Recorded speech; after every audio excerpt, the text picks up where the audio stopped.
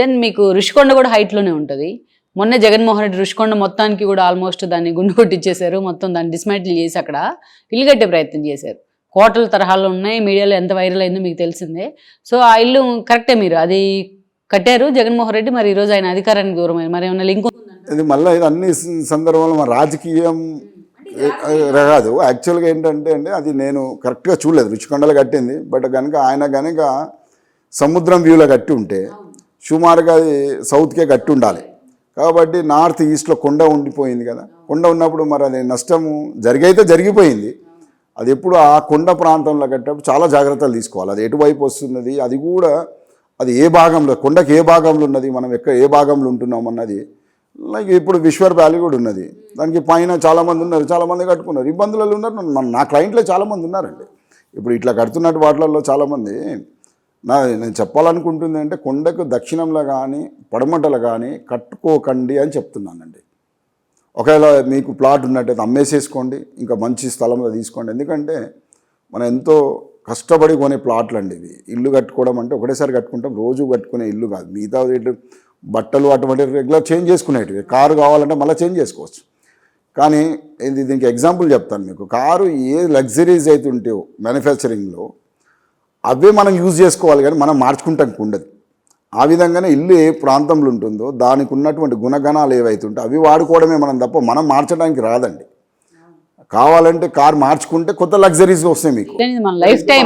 Life time ఏం కదా ఇల్లు ఉండాలి సొంత ఇల్లు. కాబట్టి ఇల్లు కట్టుకునేటప్పుడు చాలా విధంగా కొద్దిగా 3 చూసుకుంటే సరిపోతుందండి. ఒకటి ఆ కొండ ఎలా ఉన్నది, ఏంది కొండ ప్రాంతంలో కట్టుకునేటప్పుడు.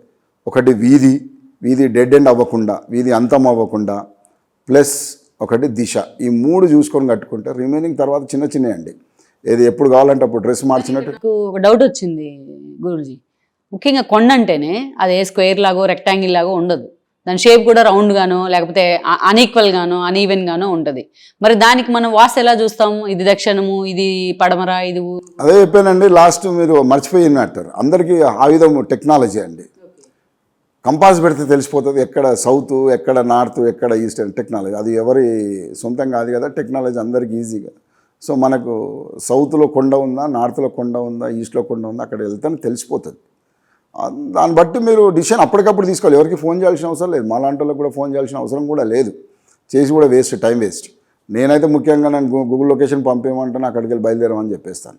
అంతే తప్ప నేను వచ్చి చూస్తాను కూడా చెప్పాను. ఎందుకంటే నా టైము వాళ్ళ టైం 2 టైంలు వేస్ట్ అవుతాయి. మరి మనం పురాణాలు టచ్ చేసిన దేవుళ్ళందరూ కొండల్లోనే, గిరుల్లోనే, సప్తగిరుల్లోనే ఎట్లా ఉంటారని కదా. ఇప్పుడు ఈవెన్ వెంకటేశ్వర స్వామి కూడా అంత వైభవంగా ఉంటాడు తిరుమలలో. ఆయన ఆల్మోస్ట్ 7 కొండల్లోనే ఉన్నాడు కదా. ఆయన పేరు కూడా 7 కొండల స్వామి. ఎప్పుడు డబ్బులు ఉంటాయి కూడా. ఇది విషయం మీరు బాగా అడిగారు. అసలు ఇది నాకు కూడా తట్టలేదు ఫస్ట్, కానీ చెప్తాను మీకు. కుబేర స్థానం అంటారండి కొండను. అటువైపు ఇటువైపు ఉండకూడదు. కొండ పైన ఉండడం కుబేర స్థానం. కుబేరుడు అంటే మీకు అందరికి ఐడియానే ఉంటుంది. అక్కడ వాటర్ ఎక్కడ కూడా వన్ సైడ్ పోదండి. వాటర్ కొండ పైన పోసినప్పుడు జస్ట్ లైక్ మన కుబేరుడు అంటే మీకు ఐడియా ఉంది కదండి, మన తాబేలు కదా. పైన దేవుడు ఉంటే మీరు దానికి అసలు ఏముండదండి.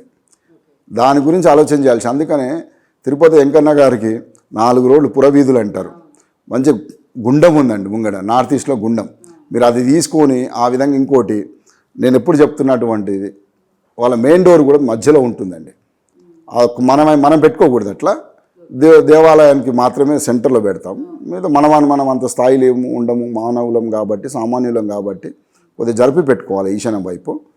మీరు అంతకంటే బాగా ఉండదు. అట్లా వెళ్ళి శ్రీశైలం కూడా వెళ్ళండి. శ్రీశైలం కూడా కృష్ణానదమ్మ ఈశాన్యంలో ఎక్కడెక్కడ కొండ ప్రాంతంలో ఉన్నాయో ఏ గుళ్ళు, ఎక్కడైనా ఏ గుడి అయినా చాలా ఫేమస్ అయినాయి కదండి. దానికంటే మనం తమిళనాడు తీసుకుంటే చాలా గుళ్ళు ఉన్నాయి, ఏమో చాలా ఉన్నాయి, కానీ అంత ఫేమస్ కాదండి. కట్టేశారు. వీటికంటే చాలా బాగుంటాయి.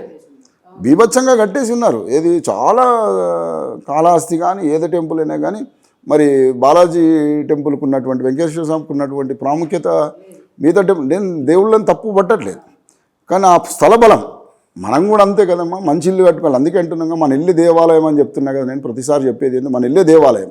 ఇప్పుడు మీకు కొండలు అంటే 7 కొండలు అంటే కుబేర స్థానం అది. సో 7 కొండలని కాదు, ఏ కొండ అయినా. ఇంకా రామోజీరావు గారు కూడా కొండ పైన కట్టుకున్నారు ఇల్లు. అవును అవును. రామోజీరావు గారు కొండ పైన కట్టుకున్నారు ఇల్లు. కాబట్టి కొండ పైన కట్టుకొని కుబేర స్థానం అంటాము. దానికి ఇంకా వేరే, ఎందుకంటే మీరు అక్కడ నీళ్ళు వేసినా కానీ ఏదైనా కూడా ప్రాపర్ వేలో ఉంటుంది, కిందకి వచ్చేస్తాయి అన్నమాట. సో ఇప్పుడు కుబేరుడి స్థానం మీద ఉన్నట్టు వెంకటేశ్వర అంతే కదండి. అందుకని అందరం తీసుకెళ్ళి ఆయనకు, ఆయన అప్పు చేశాడో లేదో మనకు తెలియదు కానీ మనమైతే ఆయనకి ఇచ్చుకుంటున్నాం కదా కట్న కానుకలు. కొండ మీద అయితే ఓకే కానీ కొండకు దక్షిణంలో పడమాట వద్దు అని చెప్తున్నానండి. కొండ పైన ఉండకూడదు అని అంటే అందరికీ అవకాశం లేదు కదండి. కొండకు పైన ఉండడానికి తక్కువ ఇల్లు కట్టుకోగలుగుతాం ఉండదాని స్థలం బట్టి. కానీ కొండకు ఉత్తరం కానీ తూర్పు కానీ పెట్టుకున్నట్టయితే బ్రహ్మాండం, ఎందుకంటే సపోర్ట్ కొండనే ఉంటుంది కదా మనకి. సో ఈ లెక్కన దేవుళ్ళు కూడా వాస్తు ఫాలో అయినట్టే. 100% కట్టేటప్పుడు కట్టారు కదండి. దానికి కూడా మన శాస్త్రం ఉంది కదా, దానికి స్థపతులు ఉన్నారు, వాళ్ళు ఇవన్నీ చాలా ఏదో చేసి యంత్రాలు అందులో ఉండే పవర్ విగ్రహాలు కానీ మనము అందరినీ మన ఏది కావాలన్నా ముక్కులు తీర్చేవాళ్ళు, స్థలబలం, స్థానబలం, మళ్ళీ మంత్రబలం, యంత్రబలం ఇవన్నీ జరుగుతుంటాయి కాబట్టి ఏడుకొండల వారు అలా ఉన్నారండి. ఈ వీడియో మీకు నచ్చినట్లయితే please share, like and subscribe R24 Telugu.